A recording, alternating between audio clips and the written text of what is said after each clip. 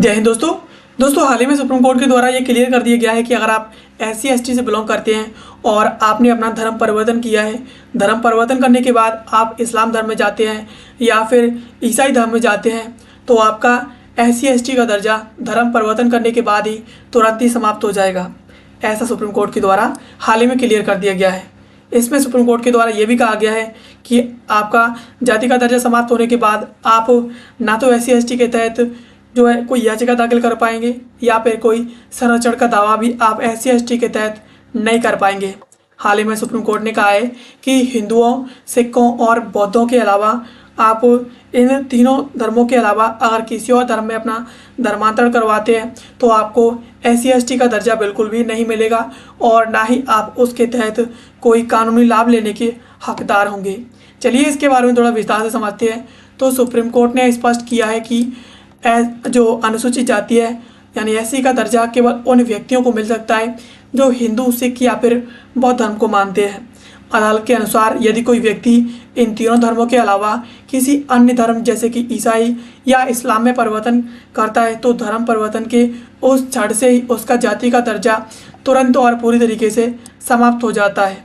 यह नियम जन्म पर आधारित नहीं है, यानी भले ही व्यक्ति का जन्म अनुसूचित जाति में हुआ हो, धर्म बदलते ही उसका कानूनी स्टेटस समाप्त हो जाएगा। यानी सुप्रीम कोर्ट के द्वारा ये चीज़ क्लियर कर दी गई है कि आप अगर ईसाई और इस्लाम धर्म में अपना धर्मांतरण करवाते हैं तो आपको SC ST का बिल्कुल भी लाभ नहीं मिलने वाला है। इसके अलावा सुप्रीम कोर्ट के द्वारा संविधान का अनुसूचित जाति आदेश 1950 की सुप्रीम कोर्ट के द्वारा यहाँ पर व्याख्या की गई है। कोर्ट ने संविधान अनुसूचित जाति आदेश 1950 के खंड 3 का इसमें हवाला दिया है। अदालत ने कहा कि यह खंड बिल्कुल स्पष्ट है, इसमें किसी भी प्रकार का कोई भ्रम नहीं है और आदेश के अनुसार जो व्यक्ति हिंदू, सिख और बौद्ध धर्म के अलावा कोई और धर्म अपनाता है तो उसे अनुसूचित जाति का सदस्य नहीं माना जा सकता है। कोर्ट ने जोर देकर कहा कि एक व्यक्ति एक ही साथ दो विपरीत परिस्थितियों में नहीं रह सकता है। इस प्रकार से कोर्ट के द्वारा क्लियर कर दिया गया है। इसके अलावा वह किसी अन्य धर्म का अभ्यास भी करे और किसी अनुसूचित जाति के लाभ का भी दावा करे। ऐसा पॉसिबल नहीं है कि वो इस्लाम धर्म में भी रहे या फिर ईसाई धर्म में भी रहे और अनुसूचित जाति का जो लाभ है उसके लिए दावा भी करे कि उसे SC या ST का लाभ भी मिलना चाहिए।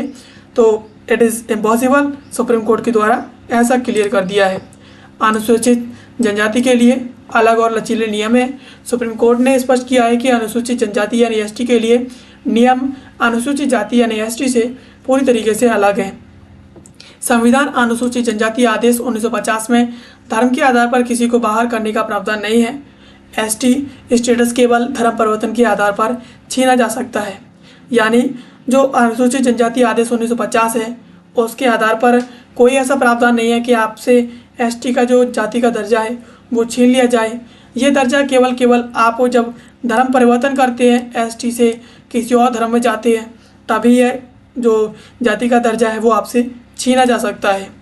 इसका निर्धारण इस बात पर होता है कि वह व्यक्ति अभी भी अपनी जनजातीय पहचान को बनाए हुए हैं और इसमें जनजातीय रीति रिवाज, सामाजिक संगठन, सामुदायिक जीवन और संबंधित जनजातीय समुदाय द्वारा उसे स्वीकार किया जाना भी शामिल है। यदि धर्म परिवर्तन के बाद व्यक्ति अपनी पारंपरिक प्रथाओं से जुड़ा है तो उसका ST का दर्जा जो है बना रह सकता है। यानी ST में इस प्रकार से प्रावधान किए गए हैं कि अगर व्यक्ति धर्म परिवर्तन करने के बावजूद जो है वो अपने सामाजिक जो रीति रिवाज है उनसे जुड़ा हुआ है और सामुदायिक जीवन उसका जुड़ा हुआ है, इसके अलावा उसकी जो जनजाति है उसके द्वारा उसे स्वीकार किया गया है, तो वो धर्म परिवर्तन करने के बावजूद जो है उसका जो ST का दर्जा है वो बना रह सकता है। लेकिन SC के अंदर ऐसा पॉसिबल नहीं है।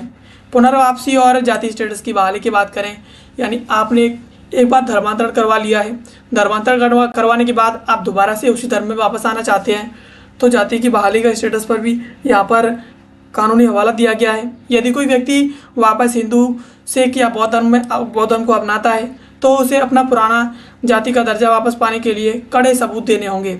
या व्यक्ति को यह स्पष्ट करना होगा कि उसने अपने पिछले धर्म को पूरी तरीके से और स्पष्ट रूप से त्याग दिया है और उसे अपनी मूल जाति के रीति रिवाजों, अनुष्ठानों, धार्मिक दायित्वों को पूरी तरीके से दोबारा से वो अपना रहा है और अपनाएगा। और सबसे महत्वपूर्ण बात यह है कि उसे जाति के सदस्यों के द्वारा भी स्वीकार और आत्मसात किया जाना चाहिए। सिर्फ खुद को जाति का सदस्य घोषित करना इसमें काफ़ी नहीं है। इसे साबित करना और उसका पूरा का पूरा भार है वो उसी व्यक्ति पर होगा जिसके द्वारा अपना धर्मांतरण कराया गया था और उसके बाद वो दोबारा से उसी धर्म में वापस आना चाहता है। ईसाई धर्म और जाति व्यवस्था पर अदालत के तर्क की बात करें तो सुप्रीम कोर्ट ने कहा कि ईसाई धर्म की अपनी धार्मिक और सैद्धांतिक बुनियादी संरचना में जाति व्यवस्था या छुआछूत जैसी संस्थाओं को कोई जो जगह नहीं दी गई है। चूँकि ईसाई धर्म जाति व्यवस्था को मान्यता नहीं देता है, इसीलिए इस धर्म को मानने वाला व्यक्ति कानून की नज़र में जाति आधारित भेदभाव और दर्जे का दावा नहीं कर सकता है। कोर्ट ने माना है कि एक ईसाई पादरी के रूप में कार्य करने वाला व्यक्ति अनुसूचित जाति यानी एससी के लिए बने कानूनों का जो लाभ नहीं ले सकता है। यानी ईसाई धर्म में ये चीज़ क्लियर की गई है कि उसमें जाति व्यवस्था या छुआछूत का कोई प्रावधान नहीं है, तो वो ऐसा कोई भी जो है दावा नहीं कर सकता है जो उसके द्वारा धर्मांतरण कराने से पहले उसकी जो जाति थी उसके तहत उसे जो विशेषाधिकार मिले हुए थे और धर्मांतरण कराने के बाद वो उन विशेषाधिकारों का दावा नहीं कर सकता है। आंध्र प्रदेश हाईकोर्ट के फैसले पर सुप्रीम कोर्ट की मोहर की बात करें तो यह मामला आंध्र प्रदेश के एक ईसाई पादरी से जुड़ा है जिन्होंने जातिगत अपमान के आधार पर SC/ST अत्याचार निवारण अधिनियम के तहत मामला दर्ज कराया था। हाईकोर्ट ने कहा कि चूंकि वह व्यक्ति एक दशक से पादरी के रूप में काम कर रहा था और ईसाई धर्म का प्रचार प्रसार कर रहा था, तो इसलिए वह SC स्टेटस और उससे जुड़ी सुरक्षा का हकदार नहीं है। और सुप्रीम कोर्ट ने हाई कोर्ट के इस आदेश को पूरी तरीके से सही ठहराया और पादरी की याचिका को खारिज कर दिया। यानी पादरी पहले से ही ईसाई धर्म में जा चुका है और उसके द्वारा अपने धर्म को त्याग चुका है। जिस धर्म में उसे SC का जो है जाति आधारित सुरक्षा और स्टेटस मिला हुआ था, अब उसने अपना धर्म परिवर्तन करवा लिया है। तो धर्म परिवर्तन करवाने के आधार पर वो जो इसका हकदार नहीं है कि वो SC के तहत उसकी सुरक्षा और उसके तहत उसके स्टेटस का जो है उपयोग कर सके। सरकारी आदेशों और कानूनी स्पष्टता की बात करें तो याचिकाकर्ता ने 1977 के एक सरकारी आदेश का हवाला दिया था जिसमें कहा गया था कि धर्म बदलने से SC का जो लाभ है वो नहीं रुकेगा। यानी धर्म बदलने के बावजूद जो है उसे SC के जो लाभ हैं जो उसे प्रोटेक्शन SC के तहत मिलती है वो प्रोटेक्शन उसे पूरी तरह मिलेगी, कोई प्रोटेक्शन जो है रुकने वाली नहीं है। इस प्रकार से याचिकाकर्ता के द्वारा एक सरकारी आदेश का हवाला दिया गया था। सुप्रीम कोर्ट ने इसे खारिज करते हुए कहा कि आदेश में केवल गैर वैधानिक रियायतों की बात की गई थी, ना कि संवैधानिक SC दर्जे की। यानी जिस प्रकार से याचिकाकर्ता के द्वारा ये अपील दाखिल की गई थी, याचिका दाखिल की गई थी, उसमें संवैधानिक दर्जे की मांग की गई थी, लेकिन जिस प्रकार से उसके द्वारा जिस सरकारी आदेश का हवाला दिया गया था उसमें गैर वैधानिक रियायतों की बात की गई थी, ना कि संवैधानिक दर्जों की। इसके अलावा अदालत ने अंत में यह भी स्पष्ट किया कि संवैधानिक योजना में कोई ईसाई होना और अनुसूचित जाति का होना ये दोनों पर स्थितियों एक साथ संभव नहीं है। यानी सुप्रीम कोर्ट के द्वारा ये क्लियर कर दिया गया कि एक व्यक्ति एक साथ ईसाई और अनुसूचित जाति का व्यक्ति नहीं हो सकता है क्योंकि ईसाई धर्म में इसे मान्यता नहीं देता है। तो सुप्रीम कोर्ट के द्वारा अपने आदेश में ये चीज़ क्लियर कर दी गई है कि कोई भी व्यक्ति अगर अपना धर्मांतरण करवाने के बाद वो हिंदू धर्म, सिख धर्म या फिर बौद्ध धर्म में जाता है तब तो उसका SC का दर्जा है वो बरकरार रहेगा। लेकिन अगर वो इन धर्मों के अलावा इस्लाम धर्म या ईसाई धर्म में जाता है तो उसका SC का दर्जा तुरंत वहीं के वहीं समाप्त हो जाएगा। अब इसके साथ ही एक छोटा सा सवाल है, इसका जवाब आपको कमेंट बॉक्स में देना है। ये सवाल पूरी तरीके से इस खबर पर ही आधारित है। सवाल है, संविधान अनुसूचित जाति आदेश 1950 और हालिया न्यायिक निर्णयों के संदर्भ में निम्नलिखित कथनों पर विचार कीजिए। आपके पास विकल्प A है, अनुसूचित जाति यानी SC का दर्जा केवल उन व्यक्तियों को प्राप्त है जो हिंदू, सिख और बौद्ध धर्म को मानते हैं। विकल्प B आपके पास किसी ऐसे धर्म में परिवर्तन करना जो खंड 3 में निर्दिष्ट नहीं है अनुसूचित जाति के दर्जे को तत्काल समाप्त कर देता है। अब विकल्प C आपके पास अनुसूचित जनजाति का दर्जा पूर्णतः धर्म के पालन पर आधारित है और धर्म परिवर्तन करते ही यह दर्जा स्वतः समाप्त हो जाता है।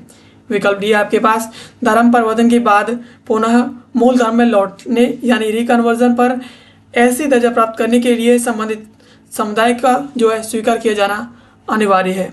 इसमें नीचे दिए गए कोड के आधार पर आपको इसका सही जवाब देना है।